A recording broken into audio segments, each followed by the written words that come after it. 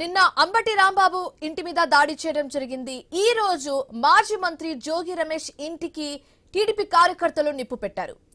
కృష్ణా జిల్లా ఇబ్రహీంపట్నంలో తీవ్ర ఉద్రిక్తత పరిస్థితి నెలకొంది.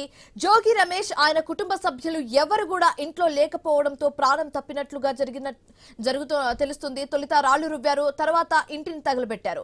ఇదే అంశానికి సంబంధించి మరింత తాజా సమాచారం మా కరెస్పాండెంట్ కాంతి అందిస్తారు. కాంతి, మనం 2 డేస్ నుంచి చూస్తున్నాము, నిన్న ఈ రోజు చూస్తున్నాము, టీడీపీ కార్యకర్తలు రెచ్చిపోతున్నట్లుగా మనం చూస్తున్నాము.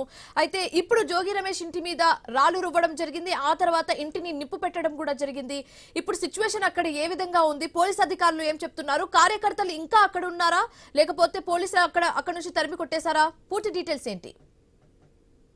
మాజీ మంత్రులుగా పనిచేసినటువంటి అంబటి రాంబాబు, జోగి రమేష్, ఏదైతే అంబటి రాంబాబు చేసినటువంటి వ్యాఖ్యలు, ముఖ్యమంత్రిని ఉద్దేశించి చేసినటువంటి వ్యాఖ్యల పైన నిన్న గుంటూరులో తీవ్ర దుమారం రేగిందని చెప్పుకోవాలి. ఆ తర్వాత రాష్ట్ర వ్యాప్తంగా అటు సీఎం స్థాయి వ్యక్తి పైన అనుచిత వ్యాఖ్యలు చేయడం ఒక మంత్రిగా పనిచేసినటువంటి వైసీపీ నాయకులకు సరికాదు అంటూ రాష్ట్ర వ్యాప్తంగా టీడీపీ నాయకులు ఆందోళనలు చేపట్టడం జరిగింది. అటు అంబటి రాంబాబు ఇంటికి కూడా అల్లరి ముక్క టీడీపీ నాయకులు, మరొక వైపు వైసీపీ నాయకులు రావడము, పోలీసులు పరిస్థితిని కంట్రోల్లోకి తీసుకురావడం, అలాగే అంబటి రాంబాబు ఆఫీస్ కి కూడా నిప్పు పెట్టిన పరిస్థితి. అయితే తాజాగా నిన్న రాత్రి అంబటి రాంబాబుని అరెస్ట్ చేసి పోలీస్ స్టేషన్ కి తరలించడం జరిగింది. ఇక ఈ రోజు నిన్న మాజీ మంత్రి జోగి రమేష్ లోకేష్ ని ఉద్దేశిస్తూ చేసినటువంటి వ్యాఖ్యలకు నిరసనగా ఈ రోజు ఇబ్రహీంపట్నంలో ఉన్నటువంటి జోగి రమేష్ ఇంటి వద్దకు టీడీపీ కార్యకర్తలు, నాయకులు చేరుకున్నట్లుగా తెలుస్తోంది. వారంతా ముందుగా ఇంటిపైకి రాళ్లు విసరడము, అలాగే నిప్పు పెట్టినట్లుగా కూడా తెలుస్తా ఉంది. ఈ నేపథ్యంలో ఇంట్లో జోగి రమేష్ తో సహా ఎవరు లేకపోవడంతో పెను ప్రమాదమే తప్పిందని చెప్పుకోవాలి. ఇక రాష్ట్ర వ్యాప్తంగా ఏదైతే ఇటువంటి అల్లర్లు కొనసాగుతున్నాయో, శాంతియుతంగా నిరసనను వ్యక్తం చేయండి అని ఒకవైపు అటు చంద్రబాబు నాయుడు కావచ్చు, ఇటు పవన్ కళ్యాణ్ కావచ్చు, లేకపోతే కూటమి నాయకులు చెబుతున్నప్పటికీ నాయకులు, కార్యకర్తలు మాత్రం ఆ మాట వినే పరిస్థితి లేదని చెప్పుకోవాలి. ఇక వైసీపీ నాయకులు చేస్తున్నటువంటి వ్యాఖ్యలు ఏవైతే ఉన్నాయో, అటు ముఖ్యమంత్రి స్థాయి వ్యక్తిని అనుచిత వ్యాఖ్యలు చేయడము, అలాగే వారి తల్లిదండ్రుల పైన అనుచిత వ్యాఖ్యలు చేయడం సరికాదు అంటూ కూడా టీడీపీ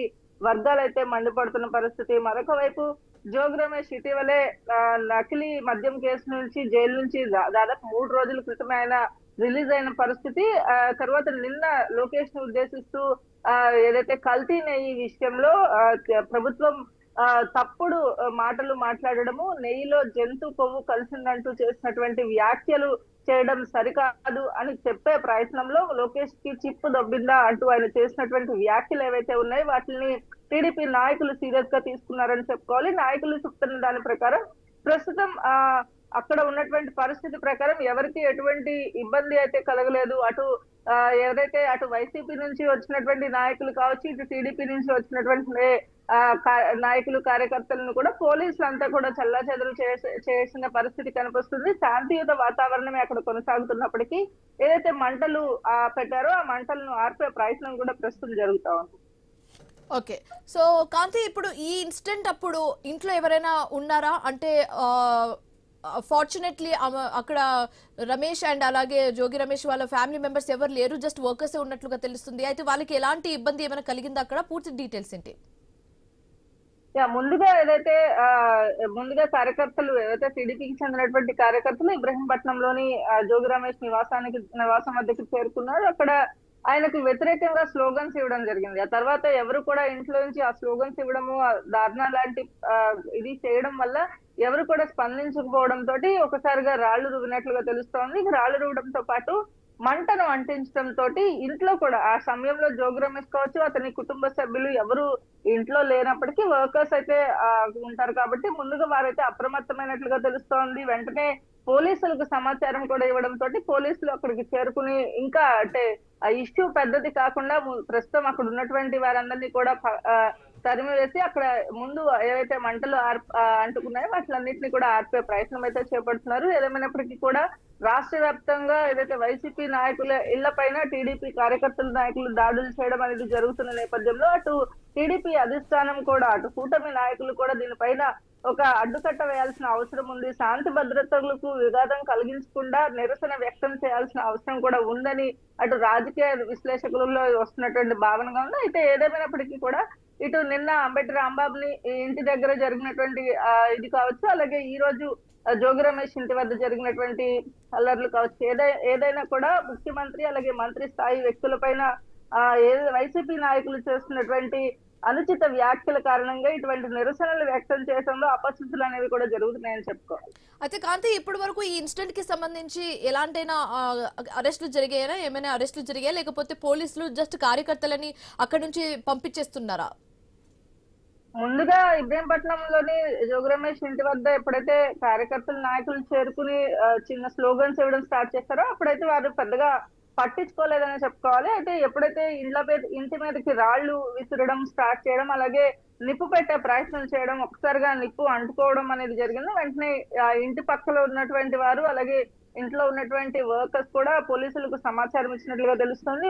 వెంటనే పోలీసులు అక్కడికి చేరుకుని ముందుగా అక్కడ ఉన్నటువంటి నాయకులు కార్యకర్తలు ఎవరైతే గొడవ చేస్తున్నారో, అల్లర్లు సృష్టిస్తున్న వారు ఉన్నారో వారందరినీ తరిమి కొట్టే ప్రయత్నం చేయడం, దాంతో పాటు మంటలను అదుపులోకి తీసుకువచ్చేందుకు ప్రయత్నిస్తున్నట్లుగా మనకున్న సమాచారం అనేది తెలుస్తుంది. ఈ నేపథ్యంలో అక్కడ ఎవరు లేకపోవడంతో అవాంఛనీయ ఘటనలు జరగకుండా ఉండడానికి కావలసినటువంటి భద్రతా చర్యలను తీసుకుని పోలీసులు ఎప్పటికప్పుడు అప్రమత్తంగా వ్యవహరిస్తూ ఇటు నాయకులు వెళ్ళవద్ద ఉన్నటువంటి పరిస్థితిని ఉన్నతాధికారులకు కూడా అక్కడ ఉన్నటువంటి సిచ్యుయేషన్ ని చెప్తూ ఉన్న పరిస్థితి. అలాగే ప్రస్తుతం అయితే అక్కడ వాతావరణం అంతా కూడా కూల్ గానే ఉందని చెప్పుకోవాలి. ఓకే కాంతి, అయితే ఇప్పుడు ఈ ఇన్సిడెంట్, నిన్న జరిగిన ఇన్సిడెంట్ గురించి మాట్లాడుకున్నా, ఈ రోజు ఇప్పుడు జరిగిన ఇన్సిడెంట్ గురించి మాట్లాడుకున్నా, ఇప్పుడు టీడీపీ కార్యకర్తలు చేస్తున్నవి చూస్తుంటే అంటే వాళ్ళ నేతల మీద ఎలాంటి కమెంట్స్ పాస్ చేసినా కూడా వాళ్ళు ఇలాంటి పరిణామాలు చూపిస్తారన్న విధంగా తెలుస్తుంది. సో మీరేమంటారు దీనికి సంబంధించి?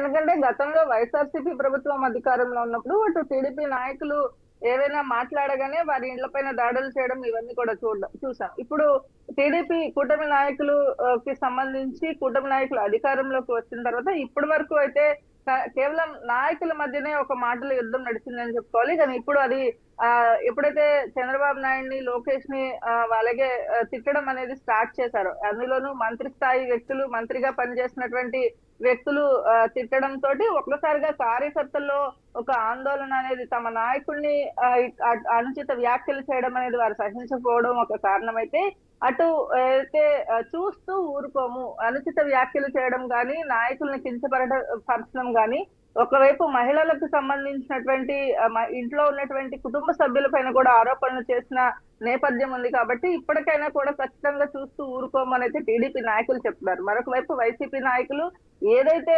కల్తీ నెయ్యి విషయంలో వైసీపీ చేస్తున్నటువంటి ఆందోళన, వైసీపీ పైన కల్తీ నెయ్యి విషయంలో ఆరోపణలు చేశారు, ఏదైతే నివేదిక ఇచ్చిందో నివేదికలో ఏమీ లేదని తేలడంతోనే ఇటువంటి అల్లర్లు సృష్టించి ఒక డైవర్షన్ పాలిటిక్స్ చేయాలని ప్రస్తుతం కూటమి చూస్తుందని వైసీపీ ఆరోపిస్తుంది. ఏదేమైనప్పటికీ కూడా రాజకీయ నాయకుల ఇళ్ల వద్ద, అంటే ప్రస్తుతం అటు టీడీపీ నాయకులు కావచ్చు, ఇటు వైసీపీ నాయకులు కాదు, ఒకరిపైన ఒకరు ఆరోపణలు చేసుకోవడమే కాదు, ఆరోపణల నేపథ్యంలో కార్యకర్తలు, నాయకులు ఒకరిపైన ఒకరు ఆరోపణలు చేసుకోవడమే కాదు, ఇళ్ల వద్ద అల్లర్లు సృష్టించే వాతావరణం కూడా ఉంది. కాబట్టి పోలీసులు అయితే పూర్తిగా అప్రమత్తంగా ఉన్నారు. ఎక్కడ ఎలాంటి అవాంఛనీయ ఘటనలు జరిగినప్పటికీ కూడా వెంటనే ఆ సిచ్యువేషన్ ని కంట్రోల్లోకి తీసుకొచ్చే పనులు అయితే ఉన్నారని చెప్పుకోవాలి. రైట్ కాంతి, అయితే ఇందాక మనం సజ్జల రామకృష్ణ మాట్లాడడం చూసాము. ఆయన కొన్ని కమెంట్స్ పాస్ చేయడం జరిగింది. ఎవరైతే ఇవన్నీ చేపిస్తున్నారో వాళ్ళందరినీ మేము రిజిస్టర్ చేసుకుంటున్నాము, సాఫ్ట్ కాపీలో వాళ్ళ పేర్లు కూడా రిజిస్టర్ చేయించుకుంటున్నాము, మేము అధికారంలోకి వచ్చాక అవి ఇవి చేస్తామని వాళ్ళని బెదిరించడం జరిగింది. సో ఈ మాటలన్నీ టీడీపీ కార్యకర్తలని ఇప్పుడు ట్రిగర్ చేయడం జరిగిందంటారా? ఖచ్చితంగా నాయకులు ఏవైతే, అంటే ఇప్పుడు సజ్జల రామకృష్ణారెడ్డి కావచ్చు, లేకపోతే అంబటి రాంబాబు కావచ్చు, లేకపోతే జోగి రమేష్, వీళ్ళంతా కూడా ఒక హై లెవెల్లో ఉన్నటువంటి, అంటే ప్రభుత్వాన్ని లీడ్ చేసినటువంటి వ్యక్తులుగా ఉన్నటువంటి వ్యక్తులు ఇటువంటి అనుచిత వ్యాఖ్యలు చేయడమే ప్రధానంగా ఇటువంటి అల్లర్లు సృష్టించడానికి కారణమవుతుందని చెప్పుకోవాలి. ముఖ్యంగా చూసుకున్నట్లయితే ప్రస్తుతం అంటే రాజకీయంగా ప్రస్తుతం ఒకరిపైన ఒకరు ఆరోపణలు ప్రత్యారోపణలు చేసుకోవడం సహజంగానే జరుగుతూ ఉంటాయి. కానీ ప్రస్తుతం రెడ్ బుక్ కి సంబంధించినటువంటి అంశం ఏదైతే ఉంది. Right, thank you so much Kanthi.